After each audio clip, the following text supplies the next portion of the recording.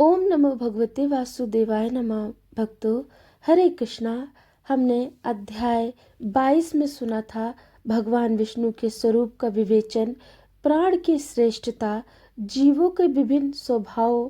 और अब हम सुनेंगे वैशाख मास महात्म अध्याय 23 में शंख मुनि की कही हुई यह बात सुनकर व्याध ने पूछा, ब्राह्मण, यह प्राण जब इतना महान, प्रभावशाली और इस संपूर्ण जगत का गुरु एवं ईश्वर है, तब लोकों में इसकी महिमा क्यों नहीं प्रसिद्ध हुई? शंख ने कहा, पहले की बात है, प्राण अश्वमेध यज्ञों द्वारा अनामय भगवान नारायण का यजन करने के लिए गंगा तट पर प्रसन्नता पूर्वक गया। अनेक मुनिगणों के साथ उसने फलों के द्वारा पृथ्वी का शोधन किया। उस समय वह समाधि में स्थित हुए महात्मा काव बम्बी की मिट्टी में छिपे हुए बैठे थे। हल जोतने पर बम्बी गिर जाने से वह बाहर निकल आए और क्रोध पूर्वक देखकर सामने खड़े हुए महाप्रभु प्राण को श्राप देते हुए बोले, देवेश्वर, आज से लेकर आपकी महिमा तीनों लोकों में विशेषता भूलोक में प्रसिद्ध न होगी। हाँ, आपके अवतार तीनों लोकों में विख्यात होंगे। व्याध, तभी से संसार में महाप्रभु प्राण की महिमा प्रसिद्ध नहीं हुई। भूलोक में तो उसकी ख्याति विशेष रूप से नहीं। व्याध ने पूछा, महामते, भगवान विष्णु के रचे हुए करोड़ों एवं सहस्त्रों सनातन जीव नाना मार्ग पर चलने और विभिन्न कर्म करने वाले क्यों दिखाई देते हैं? इन सब का एक सा स्वभाव क्यों नहीं है? यह सब विस्तार पूर्वक बतलाइए। शंख ने कहा, रजोगुण, तमोगुण और सतोगुण के भेद से 3 प्रकार के जीव समूह होते हैं। उनमें से राजस स्वभाव वाले जीव राज कर्म तमोगुणी जीव तामस कर्म तथा सात्विक स्वभाव वाले जीव सात्विक कर्म करते हैं। कभी कभी संसार में इनके गुणों में विषमता भी होती है। उसी से वे ऊंच और नीच कर्म करते हुए तदनुसार फल के भागी होते हैं। कभी सुख, कभी दुख और कभी दोनों को ही ये मनुष्य गुणों की विषमता से प्राप्त करते हैं। प्रकृति में स्थित होने पर जीव तीनों गुणों से बनते हैं। गुण और कर्मों के अनुसार उनके कर्मों का विभिन्न फल होता है। ये जीव फिर गुणों के अनुसार ही प्रकृति को प्राप्त होते हैं। प्रकृति में स्थित हुए प्राकृतिक प्राणी गुण और कर्म से व्याप्त होकर प्राकृतिक गति को प्राप्त होते हैं। तमोगुणी जीव तामसी वृत्तियों से ही जीवन निर्वाह करते और सदा महान दुख में डूबे रहते हैं। उनमें दया नहीं होती, वे बड़े क्रूर होते हैं और लोक में सदा द्वेष से ही उनका जीवन चलता है। राक्षस और पिशाच आदि तमोगुणी जीव हैं जो तामसी गति को प्राप्त होते हैं। राजसी लोग की बुद्धि मिश्रित होती है। वे पुण्य तथा पाप दोनों करते हैं। पुण्य से स्वर्ग पाते हैं और पाप से यातनाएं भोगते हैं। इसी कारण ये मंद भाग पुरुष बार बार इस संसार में आते जाते रहते हैं। जो सात्विक स्वभाव के मनुष्य हैं वे धर्मशील, दयालु, श्रद्धालु, दूसरों के दोष न देखने वाले तथा सात्विक वृत्ति से जीवन निर्वाह करने वाले होते हैं। इसीलिए भिन्न भिन्न कर्म करने वाले जीवों के एक दूसरे से पृथक अनेक प्रकार के भाव, उनके गुण और कर्म के अनुसार महाप्रभु विष्णु अपने स्वरूप की प्राप्ति करने के लिए उनसे कर्मों का अनुष्ठान करवाते हैं। भगवान विष्णु पूर्ण कामना है। उनमें विषमता और निर्दयता आदि दोष नहीं है। वे समभाव से ही सृष्टि पालन और संहार करते हैं। सब जीव अपने गुण से ही कर्म फल के भागी होते हैं। जैसे माली बगीचे में लगे हुए सब वृक्षों को समान रूप से सींचता है और एक ही कुएं के जल से सभी वृक्ष पलते हैं, तथापि वे पृथक पृथक स्वभाव को प्राप्त होते हैं।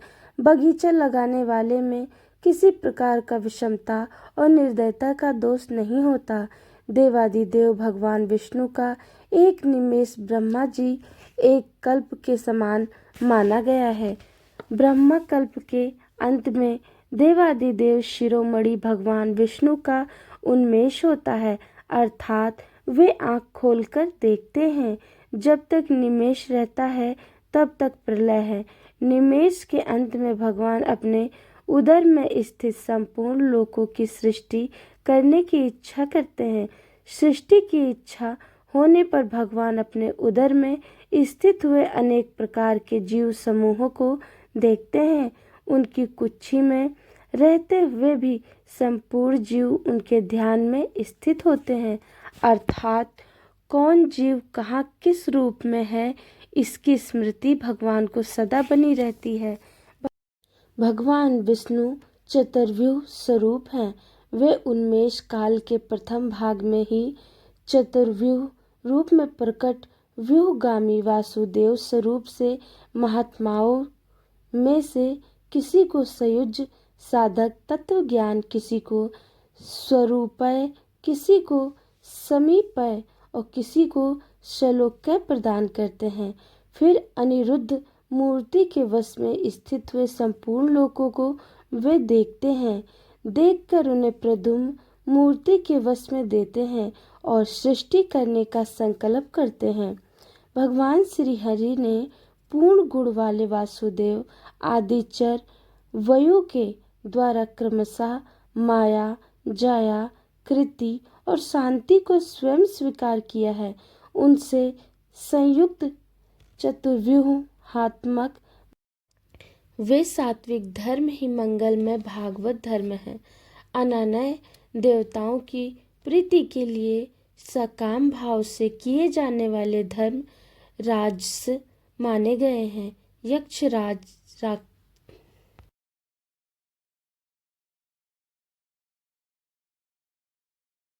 इस प्रकार महात्मा विष्णु का यह सब चिंतन करने योग बतलाया गया है, जो ब्रह्मा आदि योगों से संपन्न पुरुषों के लिए भी अचिंतनीय एवं दुर्भाव है। व्यास ने पूछा, मुनि, भागवत धर्म कौन कौन से हैं और किनके द्वारा भगवान विष्णु प्रसन्न होते हैं? शंख ने कहा, जिससे अंतःकरण की शुद्धि होती है, जो साधु पुरुष का उपकार करने वाला है तथा जिसकी किसी ने भी निंदा नहीं की है, उसे तुम सात्विक धर्म समझो। वेदों और स्मृतियों में बताए हुए धर्म का यदि निष्काम भाव से पालन किया जाए तथा वह लोक से विरुद्ध न हो, तो उसे भी सात्विक धर्म जानना चाहिए। वर्ण और आश्रम विभाग के अनुसार जो चार चार प्रकार के धर्म हैं, वे सभी नित्य, नैमित्तिक और काम्य भेद से तीन प्रकार के माने गए हैं। वे सभी अपने अपने वर्ण और आश्रम के धर्म जब भगवान विष्णु को समर्पित कर दिए जाते हैं, तब उन्हें सात्विक धर्म जानना चाहिए। वे सात्विक धर्म ही मंगलमय भागवत धर्म है। अनन्य देवताओं की प्रीति के लिए सकाम भाव से किए जाने वाले धर्म राजस माने गए हैं। यक्ष, राक्षस, पिशाच आदि के उद्देश्य से किए जाने वाले लोक निष्ठुर, हिंसात्मक, निंदात्मक कर्मों को तामस धर्म कहा गया है। जो सतोगुण में स्थित हो भगवान विष्णु को प्रसन्न करने वाले शुभ कारक सात्विक धर्मों का सदा निष्काम भाव से अनुष्ठान करते हैं, वे भागवत विष्णु भक्त माने गए हैं।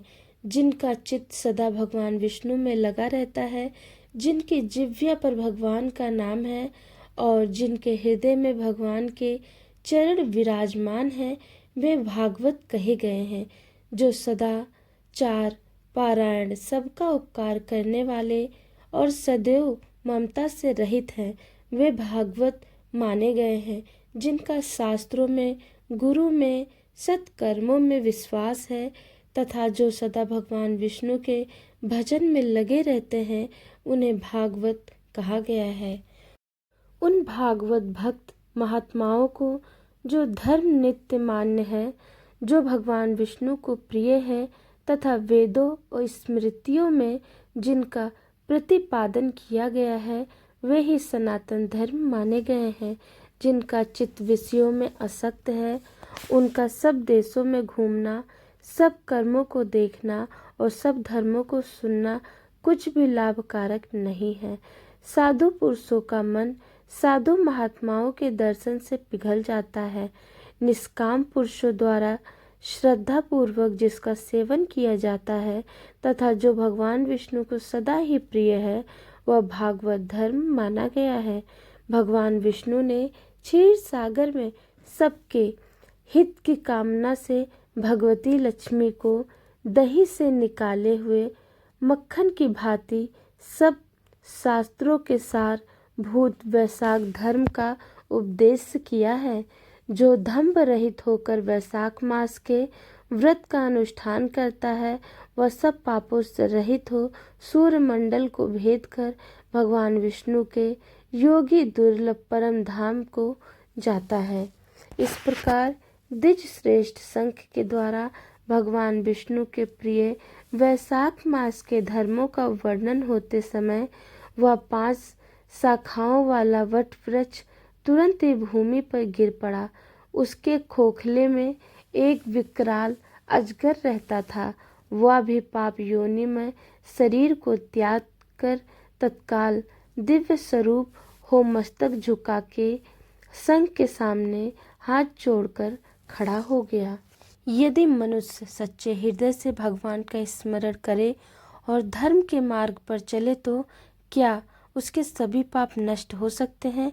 तब शंख मुनि ने मधुर वाणी में उत्तर दिया, हे व्यास, निस्संदेह जो मनुष्य श्रद्धा भक्ति और सच्चे मन से भगवान का स्मरण करता है वह इस संसार के सभी दुखों से मुक्त होकर अंत में परम शांति और मोक्ष को प्राप्त करता है। वैशाख मास में किए गए पुण्य कर्म, दान, स्नान और भगवान की भक्ति का फल कई गुना बढ़ जाता है।